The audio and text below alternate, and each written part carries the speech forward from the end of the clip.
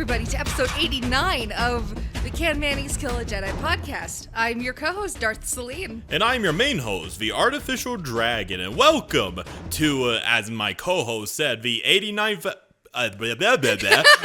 That's gonna definitely be in a blooper reel. Anyway, as I was saying before, welcome to the 89th episode of a podcast, everybody. It's gonna be a very, very interesting episode. I'm looking forward to what the feedback is after I uploaded this episode. But on the very moment of this recording, we are recording this episode on... May 4th! May 4th! May the 4th be with you, everybody, even though it's going to be like a couple of days later. But also, Revenge of the 5th as well. Yes. Just going to throw that out there before I forget. I really wish I could have seen Revenge of the Sith in theaters. Yeah. That would have been so fucking cool. It was very cool when I saw it in theaters. Lucky fucker! Yes, I'm one of a, I suppose, lucky generation to see Revenge of the Sith in theaters. Don't make that face, Hannah. Anyway, with generational hatred from Hannah aside, if you guys love our content, we have a Patreon at patreon.com/canmail. Once again, it's patreon.com/canmail. You can contribute to any amount, the lowest being $2 and the highest being $10. The Discord server is open to the public. You don't necessarily have to contribute to a Patreon membership to gain access. Come in, join our little community that we have in the making, where we talk about general Star Wars lore, share memes, or just have a chillax time with me and Hannah over here. And or bitch and moan about work. Exactly, as per usual. And I'm gonna get this out of the way real quickly. If you love the Patreon rewards that we give out every year, this month's Patreon art piece, of course, is the Propaganda X-Wing pilot. She looks spicy. If you love your propagandized fan service heroes, contribute to the highest amount, download her, make her your wallpaper on your phone, or print her out as your poster that you could plaster on your wall. Definitely going to be looking forward to this month's Patreon art piece. I can't wait to see it. Yeah, it's going to be truth be told, it's going to be a remake of one of our old Patreon art pieces. Hell yeah! Yeah, it's going to be a fun one. But before I also forget, I'm going to do a shout out to our highest tier patrons. We have Alan Lee, Alan Martinez, Balin Thorne, Y Wolves, Darth Vapor, Dr. Emboss, Gomez, Lee Fott, Milo Khalid, Stardust, and Tristan H. Thank you, everybody, so much for supporting our podcast, and we hope to make more entertaining content like this. Support Celine's Cantina, on the other hand. Yeah, support Celine's Cantina. There's going to be a little bit of a character design for Professor Golan in the making, and hopefully I'll be able to get it within a couple weeks and send over the updated, I suppose, background of Celine's Cantina over for you, Hannah. Hell yeah. And, of course, send in asks, especially on May 4th. That would be nice to actually be involved with the fandom. Yeah, it would be. It's kind of ironic because we've been at this podcast for 3 years, and it's truly a journey to see how much you've grown from our first episode to our 89th episode. It's been an adventure, I'll tell you that. Indeed. And of course, Kid is no longer with us, but he pops in occasionally. But it's always good to have my second member of a podcast reacting to all the crazy shit that we always talk about. Mm-hmm. And I'm looking forward to more things that we cover in this podcast. Stay tuned for more. Indeed. And before I forget, I'm definitely looking forward to Tales of the Underworld, where we cover my favorite all-time character, Cad Bane. And I'm excited to see what they have in store for Ventress. Yeah. Completing her a little bit of a redemption character arc on her end. Mm-hmm. And Also, we have completely forgot to mention fucking Maul Shadow Lord. yeah. I'm so hyped for that. Yeah, I just saw the title screen. What was it? It was like a Star Wars Celebration where they were showing like sneak peeks of new announcements, and I saw Maul, and I'm like, oh yeah, everybody's excited for Maul. Yes. Of course, there's that other Star Wars game, but I can't remember the name of it off the top of my head. It looks good, but everybody's excited for Maul. And for SWTOR fans like us, or me, Darth Jadis is back, Yeah! motherfuckers! Motherfucking Jadis is back. Finally relevant after 10-ish years. Agent Mains, rejoice! Yeah, it took me a while to realize which Sith you were talking about because I was having a little bit of a brain fart from before. But in all honesty, I'm really, really excited that we're returning to Darth Jadis because legitimately he is one of, aside from Lacris, he is one of my most favorite Sith of SWTOR. Mine too, especially because, and he'll never get his own episode because there's not enough to talk about him. No. He is the second strongest Sith Lord compared to the Emperor. Yeah. That fucking says something. That it does, and he is very, very charismatic. Yes. But us fanboying / fangirling the new announcements out of the way. Can't help it. It's May 4th. We gotta do that. Yeah, we gotta do that. It's Star Wars all around, and we are glorified, well, I wouldn't say glorified, solidified Star Wars fans at this point. No fucking shit, Sherlock. But with our excitement out of the way, Hannah, tell our wonderful audience what today's episode is about. We're covering another popular fan service race, the Zeltron. The Zeltron, the pink / red skin space babes of Star Wars. You kind of just think at a first glance they're like human with just pink skin, but Yeah. I actually love the quote unquote secret that they have. Yeah, they're pretty neat. Yeah. Unlike it's going to be a little bit unfortunate because we love our Cathar. They have, when I was doing research on the Zeltrons, ironically enough, they had a lot more meat to their bones than other races that we talk about. Yeah, I think they cover Zeltros, the planet itself. Yeah. So they have a lot more lore. Yeah, pretty much. But let me give you a nice little quote about the Zeltron from an individual in Star Wars. When you've been in this business as long as I have, you'll learn a few things. Nothing's more dangerous than arguing with a Wookiee. Nothing's more foolish than gambling with a Jedi. And nothing's more alluring than a Twi'lek dancer. But I'm here to tell you that the last one is wrong. If you like your humanoids flexible, savlet, enthusiastic, and in multiple shades of red, then the most beautiful people in the galaxy are on Zeltros. Who needs Twi'leks? God damn. So that says something of one of the motherfucking Zeltron beat the Twi'leks in terms of fan service. Not just fan service, sexiness. Exactly. Pure yeah. sex appeal. And I could see the better allure for the Zeltrons because they actually look human as opposed to the Twi'leks that, have their head tails and all that. I know, but Twi'leks are so cool. Yeah, Twi'leks are pretty cool. But yeah, when we get into the Zeltrons, you will see that they are just... They're absolutely very sexy. They are I will give them absolutely that. very sexy. It's going to be pretty much their entire personality as well. But yeah, let's go ahead and get into the Zeltrons. So as we can all obviously see, the Zeltrons are a near-human race that hail from the inner rim world of Zeltros.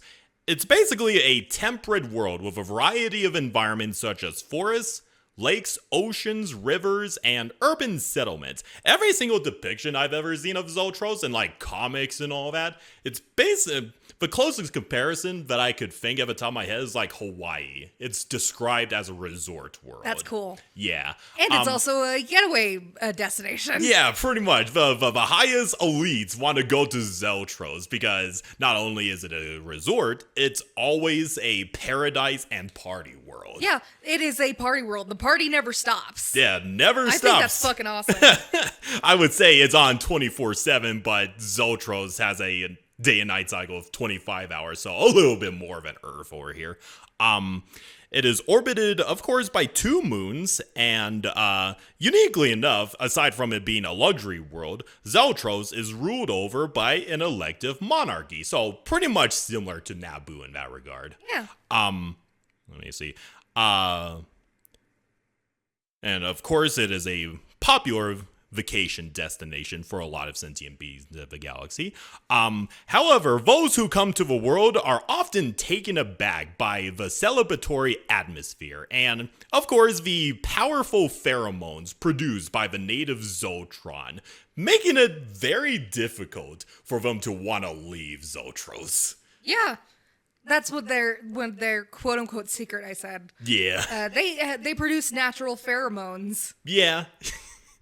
Just makes you feel good all around. I'm not going to go into that, but you get the general idea, audience. They're walking aphrodisiacs. Yeah, pretty much. But yeah, so the population of Zeltros, not the Zeltron, is roughly around 5.3 billion. 91% being Zeltrons, and the remaining 9% being other races. So it seems like a lot of people wanted to stay on Zeltros full time. Yeah. And of course, aside from the parties and the native population, Zeltros' most well-known exports are art, entertainment, luxury goods, and high technology. So unfortunately, we don't get too much about the native wildlife of Zeltros. It's just party all around, and it's a resort world. That's pretty much all we get with Zeltros. That's so cool, though. Yeah, it is pretty cool. Now onto the Zeltron themselves. The Zeltron, of course, once again, near human. While they have a very similar lifespan to humans, they are distinguished by their red skin, which comes in a wide variety of tones, such as light pink to deep red. I think I remember telling you this a little while back. When I was doing the Star Wars alternate campaign, Kid wanted to play a Sith pureblood because they looked cool, and I was like, this is set during the Clone Wars, my guy. Yep, I'm not sure how I remember Brianna. I wasn't there at that time, but I remember hearing about Brianna. Yeah, so Brianna is his first ever character that he played. She died, unfortunately, and he decided to follow up with a different character, Jean, who is one of the last Sith purebloods. I was like, how am I going to work this? Oh, this is actually pretty convenient because Sith purebloods, they look very similar to Zeltron. Aside from the tendrils on their face. Yeah, but I've also noticed that some Sith purebloods don't exhibit those tendrils. So I'm like, or okay, this very, is workable. very, very subtle. Yeah, very subtle. So Jean could easily pass as like as a variant of a Zeltron. So I was like, yeah, I could work with this. Yeah. But aside from their different variety of red skin colors, they do have a variety of hair colors ranging from, of course, red, blue, brown, black, white, silver, and pink. All kinds of colors. All kinds of colors, so they're not just red. Another unique factor of the Zeltrons are their, as we mentioned before, their potent pheromones that they produce, which enhance their attractiveness and likability by many races in the galaxy. I would want, if a Zeltron was an actual character you could make it for an Imperial agent. Yeah. Fucking yes, please. We got the motherfucking Twi'leks that could just blend into any world they're on. Then there's the Zeltron, who's immediately, hey, handsome. No, I mean, like, in terms of fan service races, you got the Twi'leks. Yep. You got the Chiss. Yep. And you got the Zeltrons. Yep, pretty much. The Chiss make good Imperial agents. So do the Twi'leks. Mm-hmm. But the Zeltrons would make fucking great Imperial agents. That they would, Hannah. That they would. And also on top of that, the Zeltrons have a limited telepathic ability. Oh, which allows them to read and even feel the emotions of others. that's cool. Yeah, it is pretty cool. However, positive emotions such as happiness, love, and pleasure are important to them, while negative emotions like anger, fear, and depression are shunned. Well, yeah. Yeah, because on their home world, they're always about the party and happiness and love and all that stuff. They're the ultimate, not nihilist. What was that other outlook of life? Don't hurt yourself there, Hannah. Continue. I'm gonna look. It up. No worries. Also, the Zeltrons possessed 2 livers, allowing them to enjoy more alcoholic beverages than any other race. Hedonistic. That's the There word I you was go. looking for. Hedonistic race, yes. Not just race. They are a hedonistic people. They Yep. live a very relaxed, chill, laid back life. Yeah, I would love if I was in Star Wars right now, the Star Wars universe, I would totally want to go to Zeltros. Yeah. Just to get away from the depression that is the galaxy and just I guess have a nice little party over there on Zeltros. Most Zeltrons are, of course, there can be exceptions, but mainly the Zeltrons are always in excellent physical shape, and their incredible metabolisms allow them to eat even the richest of food without gaining any weight at all. They got great metabolisms. They got metabolism as fast as the fucking Flash. Yeah, pretty much. Interesting comparison that you pulled up there, Or but Goku. it works. Yeah, Goku too. As probably because of their positive outlook on life, some Zeltrons are known for being extremely gullible. Yeah, I can see that. Yeah. Easily manipulated. Yeah, pretty much. Now let's talk a little bit about their culture. The Zeltron culture is influenced heavily by sexuality and the pursuit of pleasure in general. Very hedonistic. And Yeah, all that. that's literally what hedonism means. Yeah, most in the form of art and literature devoted to the subject, producing some of the most, quote, racy pieces in the galaxy. I was gonna say, they probably are very sex positive and Yeah. make art on the terms of like Michelangelo, you know, the was it David? Yeah, I think David. Michelangelo's David. Yeah. I know But that's there's tasteful artistic movie. I'm sure the Zeltron probably do that too. yeah, a lot of tasteful and a lot of Artistic. very artistic and a lot of NSFW stuff over here. Well, of course. Yeah, of course. I'm just imagining right now one of our Discord members will be like, they're followers of Slanesh. Oh yeah, the little I know about Warhammer, yeah, these guys would be complete followers of Slanesh. Yeah, pretty much. I just wanted to throw that out there because I know a certain someone is going to comment that somewhere. But anyway, they viewed monogamy as a quaint but impractical practice. Like, they want to have as many partners as possible. They believe in polygamy. Yeah, pretty much. If you're going to have a Zeltron girlfriend, beware. Be willing to share. They like to share. So be wary if you want a Zeltron girlfriend. No, don't be wary. Be willing to share. Yeah, that is true.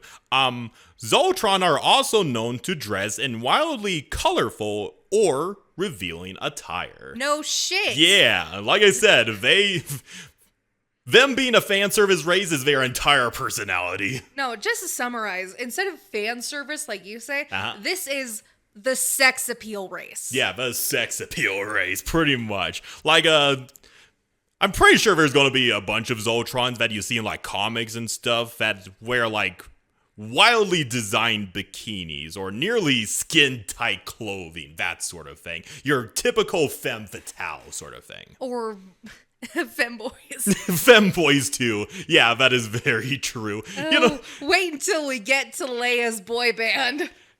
I'm very glad that you mildly spoiled it for me. But anyway, yeah, there could absolutely be Zeltron femboys out there. Now that's an idea for a Patreon art piece. Oh, God. But anyway, because of this, the Zeltrons are stereotyped as lazy thrill seekers, owing to their hedonistic pursuits. Hedonistic. Thank you. And the luxury status of their home world, which is sometimes called the party world. If anyone wasn't having a good time on Zeltros, they would all know about it. So if you're a party pooper, everybody on Zeltros would know, and they would try their hardest to get you to enjoy yourself and all that. Let's see. Either through their first inclination was to love, and if pushed, the Zeltrons can prove to be formidable warriors. Like, for example, here's this one quote a particular someone says about the Zeltrons in general. All Zeltrons are obsessed with romance. When they cannot love, they fight. Both are sports to them. Coupled with their love of gambling, it makes one Zeltron in the grip of enthusiasm, a formidable enemy. A pack of adolescents is virtually a force of nature. Want to know who said that? Ooh. Lumia. Damn. Yeah. The Dark Lady of a Sith says that about the fan service race. Well, technically, I never said that. Yeah, She did. the other Lady of a Sith, Hannah. I know, I'm just being a shit. That you are. But yeah, Zeltron artists are known for their sculptures, paintings, and other erotic works. Many collectors from other worlds across the galaxy specialize in finding such items through the Zeltron Art Guild. Yeah. I also think the Zeltrons are very good at other things. You don't say! For example, did you know there are Zeltron courtesans? What? No shit. They are specifically called the Carfales. What? Kaffarelles. It's very hard to pronounce, I know. But these courtesans, these Zeltron courtesans, are so highly prized, as they are known to satisfy any physical pleasure. That's basically just it's Star Wars Moulin Rouge. Pretty much. Many crime lords, especially Hutts, took a keen interest in such pleasures and sought to these courtesans out. Given that they are paid very well, they do not object to any of these. There's not enough money. Well, they're not saying no. They're all like, you say jump and I'll say how high. All for the money. Pretty much, yeah. Aside from the more fucking sex appeal of the Zeltrons are also renowned for their agriculture and medical technology, superior to most worlds in the galaxy. Nice. So yeah, there's that thing going from them outside of the NSFW stuff. They probably thrive off of NSFW stuff. Oh, Not yeah. just works of art, but other stuff, if you know what I'm talking about. The Zeltrons are the ones that made DeviantArt. Not even DeviantArt, but like, they probably have successful toy shops. Yeah. You know, not those kind of toys. I know. But you know what I mean. I know. I'm just thinking of a certain company that's in Arizona that makes a certain dear thing.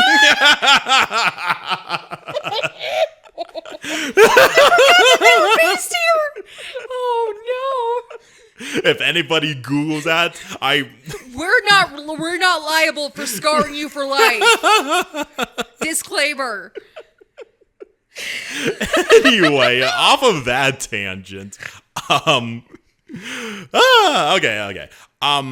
Aside from that, Zeltron scientists have also made many improvements through the use of holograms, used in, of course, pleasure domes. Yeah. Yay, you could probably imagine what a pleasure dome is. The Zeltrons are also the creators of the hologram Fun World, which is basically Star Wars Disneyland. Why not? And they've also created what is called the elixir of infatuation. A love potion. Pretty much, yeah. All right, now that we got a little bit of the culture of the Zeltrons out of the way, I'm going to dive a little bit on their history. The Okay, so Zeltron joined the Galactic Republic by 4,000 years before the Battle of Yavin. So for context, this is like several years before Exar Kun started up shit in the galaxy. Okay. So way back before 4000 BBY. Yeah, pretty much. But despite its reputation as a luxury world, it still maintained a formidable defense force, but was still susceptible to orbital bombardment. But it's not like anybody's gonna go around and blow up a pleasure world willingly. Mm-hmm. I think it was mentioned once during SWTOR. It was basically the site of a Pazak tournament. Oh. Yeah, during that time. So it was still a little bit relevant in SWTOR. Mm-hmm. So I think you'll get a kind of a little bit of a laugh out of this, Hannah. Throughout its history, Zeltron was invaded a total of 12 times. But almost every one of those invasions broke apart when the invaders made it planetside because, you know, they were consumed by the party and everything. Oh, yeah. It's like, there's no way you can resist pheromones. Unless you're like a droid or something. Yeah. I'm a little bit surprised the Separatists didn't invade Zeltron, but Dooku's like, you guys are okay.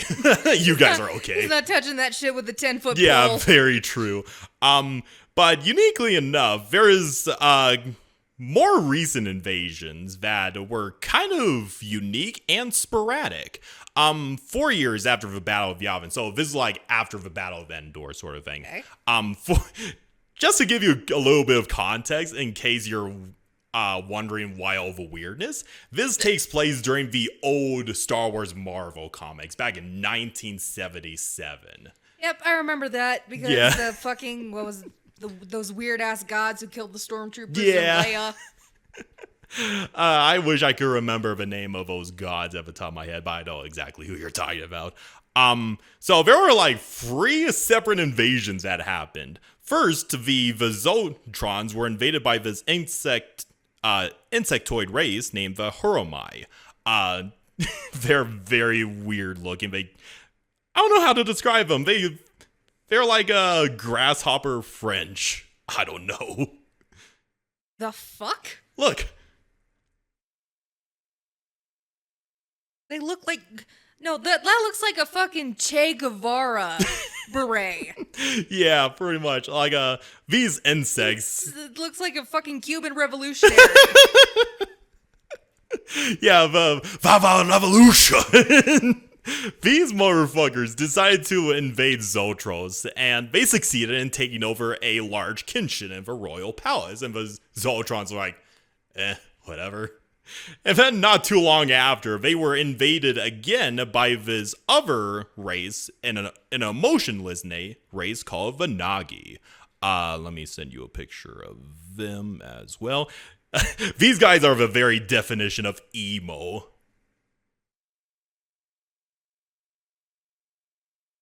She looks like a female Lobo. Yeah, that is actually a fairly good act. Yeah. My immediate reaction, my brain was like, is that Lobo? Yeah, she looks like Lobo. And then not too long after those 2 invasions, Zeltron was invaded by this other race called the Toph, who are the natural enemies of the Nagi. So they were invaded by insect people that raided their kitchen. They were invaded by these emotionless emo boys. And then not too long after, they were invaded by these furry people. They don't even look like furs. They just look like weird-ass old men. Yeah, I know. Just free invasions in a row. I know, it's wild. That's fucking weird. And then the Nagi were all like, hey, the Toph are kind of our natural enemies. You want to team up and to fight them off? They're like, hell yeah. Cool. Yeah, I know. This is back in the day Marvel comics. It didn't make too much sense, but it's fun. It is fun. It's just really fucking weird. It is very, very weird. But, yeah. So they got a little bit of an alliance going on there. They were able to drive off the Tophs, and this resulted in one of the, I shit you not, one of the largest parties in the galaxy.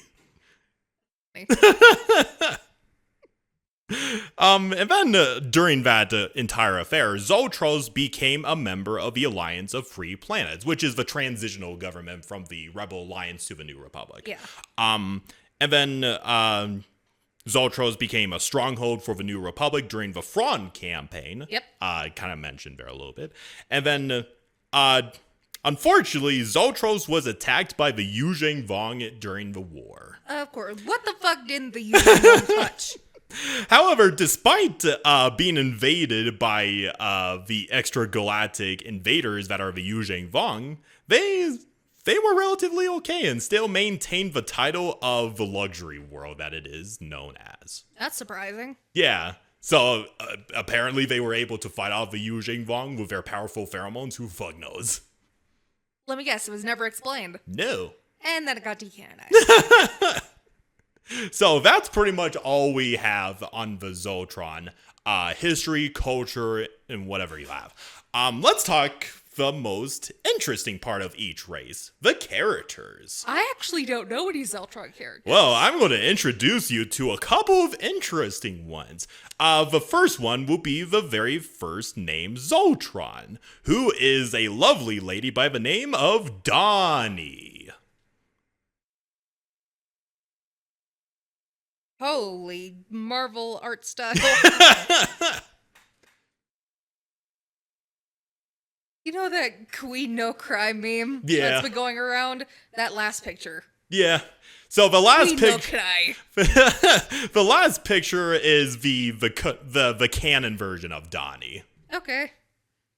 Yeah, a little bit less extravagant compared to the first two pictures I showed you, but yeah. Yeah. No, one is very. I mean,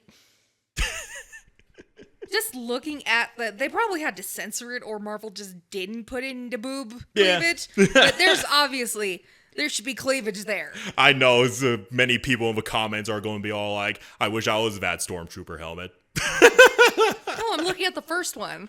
That is also very true. Yeah, there's not that much cleavage I could see from there in that image. That's what I was talking about. Number 2 is all cleavage. But yeah, of course you got a fucking titty window. Yeah, I know.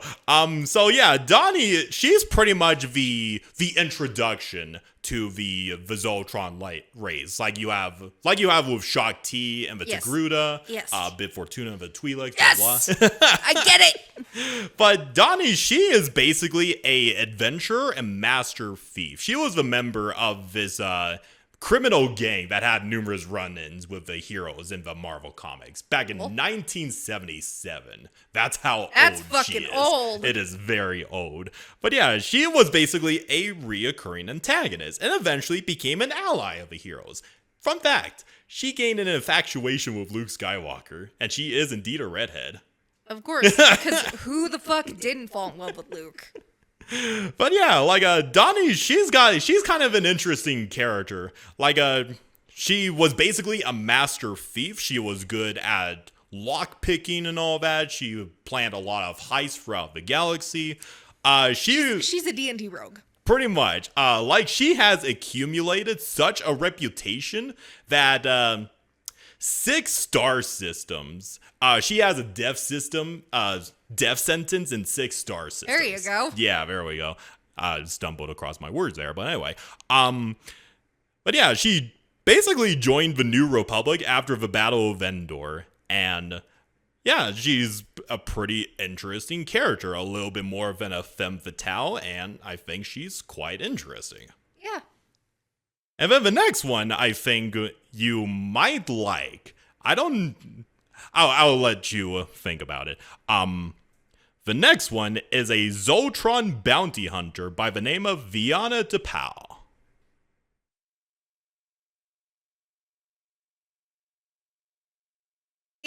Didn't she get kicked off of her homeworld because she looks the way she does? Yep, she is a rare albino Zeltron. Yeah, I think I remember Eric and I briefly talking about her at one point. Yeah, she was pretty much which is very ironic considering that Zeltron is all about love and everything. She is bullied relentlessly by the others of her race because of her white, ashy skin. Yeah. And she sneaks into the Jedi Temple to kidnap a baby. Yeah, to kidnap the baby. And she had numerous run-ins with Mace Windu. And Yeah, she's kind of an interesting character. Like, she's been abused a good amount of her life, and like during her confrontation with Mace Windu, when she was I wouldn't say kidnapping the child. She was more like rescuing the child because she was hired by that kid's parents. Well, in her eyes, she was rescuing the child. In his eyes, she was taking him. Yeah, pretty much. But yeah, Viana, she doesn't have a huge amount of respect for the Jedi because she sees them as hypocritical. Like, they take their oaths and honor to the highest degree, and they can't accept love or anything like that. Yeah. Which I think is a little bit of projecting, considering that she has been bullied her entire life. It is. Yeah. She's not directing her hate at her own people. She's directing it to the Jedi. Yeah. So there's that one appearance in one comic. She actually makes a surprising second appearance in one of the Clone Wars comics. Basically, she was hired by Count Dooku to infiltrate Kamino itself to steal the genetic material of Jango Fett and all that. Mm-hmm. But while she was there, she encountered Kenobi, who was like, You're stealing this property of the Republic and all that. And they have this entire confrontation. And then Kenobi basically thwarts her efforts. And Kenobi's like, you failed your mission. And she was like, I failed Dooku's mission, but I've accomplished mine. And Kenobi's like, what is she talking about? And he found out later from the Kaminoans that she actually came to Kamino to make a solitary clone of herself. Oh. And Kenobi kind of figured out, I think I remember Eric telling me that too. Yeah. And Kenobi kind of figured out that, from what I could gather, she's pretty much the only albino Zeltron in existence. So you could imagine how lonely she is. Yeah. And she made a clone of herself just to have someone. Yeah. That's so sad. Yeah, and Kenobi kind of understands and sympathizes with her. And the Kaminoan's like, hey, Master Jedi, should we go ahead with the order or should we terminate the clone? And Kenobi's like, no, nobody deserves to be alone. That's very nice of him. Yeah, it is. Even though he ends up alone. That breaks my heart. I know. But yeah, I think Vianney is a very interesting character, and I wish we got more of her. Yeah. And then, of course, I'm going to throw in another noteworthy one. Let's see. Dialana Blue, who is the love interest of Kate Skywalker. Delia Blue. Oh, she's pretty. Yeah, she's one of the main characters of the Star Wars Legacy comics, and she's the love interest of Kate Skywalker, the descendant of Luke Skywalker. And she looks like she killed an X-Man for that outfit. You know, now that I'm looking at it, yeah, I could see where you're coming from. But yeah, like Blue, she is very loyal to Kate Skywalker. Like, they saved each other's lives on numerous occasions. Like, there was this one time she got infected with a Ragul plague, and Kate Skywalker just used his special Force lightning power to purge it from her body. Fucking what? We'll get to that when we talk about Kate Skywalker, but it's actually really interesting. Yeah. Okay. But no, like, they legitimately love each other. That's the point I'm trying to bring with them. Yeah, I can see that. Yeah. Now we got the, I suppose, the anti-heroes and the hero Zeltrons. Let's talk about the villain Zeltron. The first one is, shock of all shocks, a male Zeltron. And he goes by the birth name of Atios Warek. Okay, so he kind of has a very tragic and sad backstory. All Zeltron are raised on their homeworld. They're full of emotion, love, and support and all that. However, he was abducted at a very young age. You could see the child version of him to the left. He was abducted by this race called the Ascalani, who are basically Star Wars version of a Borg. The what? The Borg, you know, the cyborgs from Star Trek. Resistance is futile. Okay, point is, they are a hive-mind cybernetic race who feel no emotion. Okay. I know a lot of the audience will get what I'm talking about, but I had to clarify for Hannah. Fucking obviously. I have only ever watched one Star Trek episode, and that was The Trouble with Tribbles. Fair because enough. it was a fucking science topic. Fair enough, Hannah. Fair enough. So fuck you. But okay, point is, he was abducted by these emotionless people. Cool. And he was a slave, and he was kind of a little bit of a sociopath. He didn't understand the concept of love or anything like that, but eventually he would be liberated from these people by the Mandalorians. Cool.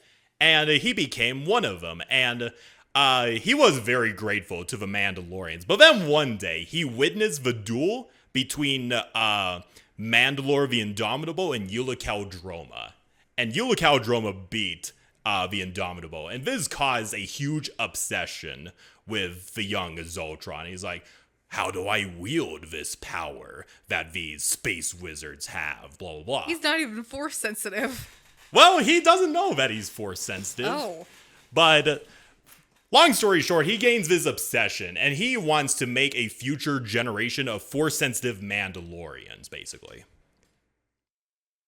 He's your classic mad scientist, if you want a good perspective. Okay. So he goes on to make his own academy. He has his own daughter, which I'll talk about in a little bit. It's going pretty swimmingly. Then he made the huge mistake of collaborating with his slave organization called the Crucible, who basically gave him slave families for him to work with. But in return, they basically abducted his entire academy behind his back. Okay. And without his students to work with, he returned to the Neo-Crusaders, who were led by the Mandalore the Ultimate. And he rechristened himself as Dr. Demago. I'll show you a pretty scary look of his armor as Dr. Demago. Demago, yeah. Okay. He's pretty much the classic mad scientist, but under the moniker of the Neo-Crusaders. He is also credited as the number one rival of Cassis Fed, who is the supreme commander of the Neo-Crusaders. He gained such a reputation that long after the Mandalorian Wars, his name had several translations, such as someone who commits atrocities, real-life monsters, or war criminal. Okay. In addition, he was held by several Mandalorians in huge contempt, to the point where he literally became a figure of hate and dread, something that the Mandalorians would tell to their children as a cautionary tale. Mm-hmm. He's your classic mad scientist, and I think it's really cool that a Zeltron of all races is a representation of that for the Mandalorian culture. He kind of reminds me of Herbert West. Yeah, that's fairly accurate, yeah. Now we get on to her daughter. His daughter that he gave away to slavery. And is your classic dominatrix over there. Oh boy. Jontique, yes. Okay, I like her outfit. Yeah. So, if you imagine... In the first picture, she could briefly, if she adjusted the tattoos, she could pass as a Night Sister. Yeah, I could see that too. But yeah, if her father is a sociopath, then she is the psychopath. Right. Because her father didn't give her any emotional support. He didn't do what normal fathers should do and support their children. He only saw her as a student, a future warrior to use at his whim. And then he gave her away to the Crucible. And then eventually, through a lot of backstabbing and hatred, she became the leader of the Crucible as the slave master and all that. Mm-hmm. Yeah, she's a very, very good villain, and her name, Shantique, is a translation to the Destroyer. Jesus. Yeah, she's kind of hardcore and a crazy, crazy bitch. Yeah. All right, now for something more lighthearted, let's talk about the boy band. Leia has a boy band accompany her. As said by our dearly departed Irk the Turtle, Leia Zeltron boy band. But these are the names of the guys one by one. John, Bon, Morak, and Rahal. That's no. Okay, John, like sounds like my dad's name. John. Yep. Jahn. Yep. Bab. Bahb. Yep. Maruk. Maruk. Marruc. And Rahul. Rahul. Okay. Rahuhl. Yep, pretty much. These guys were basically the representatives of Zoltros for Princess Leia, and They look like Kiss without the makeup.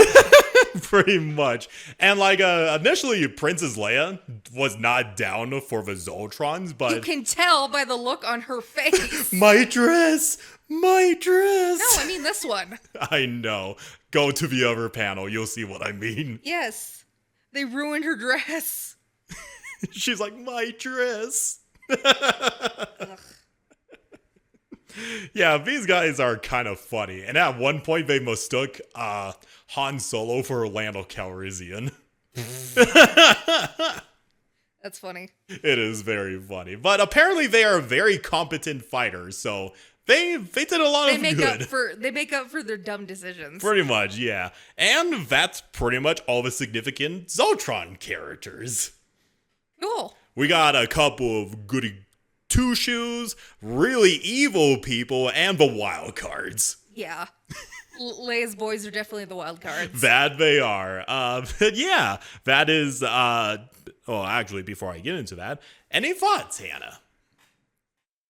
Not really. I already kind of knew about Zeltron, so I knew about the Zeltron.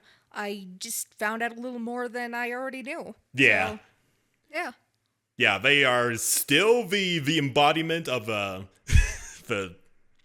sex appeal race. Thank you. You were straining to not say fan service. Some things are just wiring in my head. Leave me alone. But anyway, that is our episode of Can Mayonnaise Kill a Jedi? Or in this case, there is a lot of sex appeal in this episode. Is this episode gonna be as popular as the Twi'leks? We shall see, Hannah. We shall see. But anyway, I hope you guys enjoyed this little episode of Can Mayonnaise Kill a Jedi, as well as covering another popular race, quote unquote popular. I hope you enjoyed it, and happy May the 4th be with you. Looking really? forward. I would say, may the Force be with you, and Revenge of the 5th. Jesus fucking Christ! I said, may the Force be with you. This is the way. May the Force be with you. Happy May 4th, everybody. Bye-bye.